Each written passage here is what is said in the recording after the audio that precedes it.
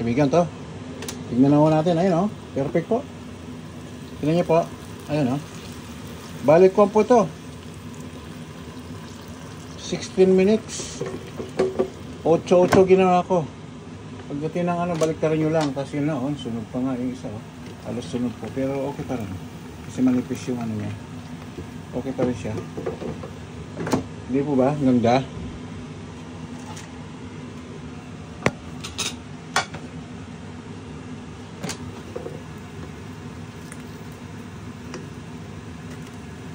Perfect talaga sa 16 minutes po. Tignan nyo to. Pag medyo maninipis pala, ano siya, medyo kuwan po. Pag malaking hiwa, 16 minutes na diretso po. Yan, sinasabi ko, diretso siya pagkakano. Yan. Tumayin ko na po yan kasi. Ayan po kaibigan, tingnan nyo, perfect yan.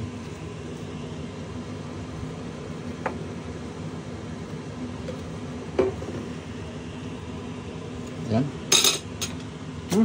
Sarap nito kaibigan, no? Perfect. Air fried chicken. Timplang kon po to, Nandos. Maraming herbs akong ginawa rito po. Paano kaibigan? Magandang hapon muli sa atin lahat. Nakita niyo po, ang ganda po niyan. Ganda-ganda po niyan. Sarap-sarap po niyan. Ay, sorry po.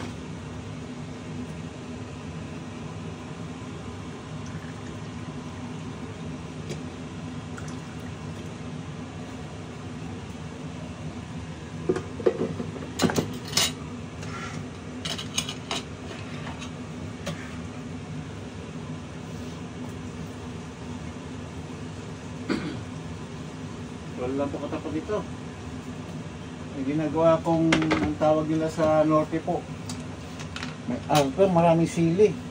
Yan ang tawag sa ibang lugar, pinakurat. Yun sabi nila.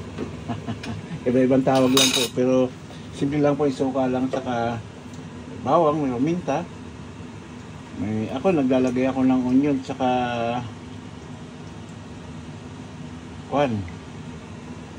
celery, pwede rin, iniwa-hiwa ko po. Kaya perfect po yun pagkagawa na yun. Tapos yun lang, pagkaluloy mo lang, iguro mo lang sa puro suka, walang kasamang tubig po yan, ha. Perfect na arte ng tawag nila. Pakita ko muli sa inyo po, ayun, nakita niyo po, perfect na perfect pagkagawa po ito. Paano kaibigan? Ayan po, oh. Hindi po ba? Sarap po nito.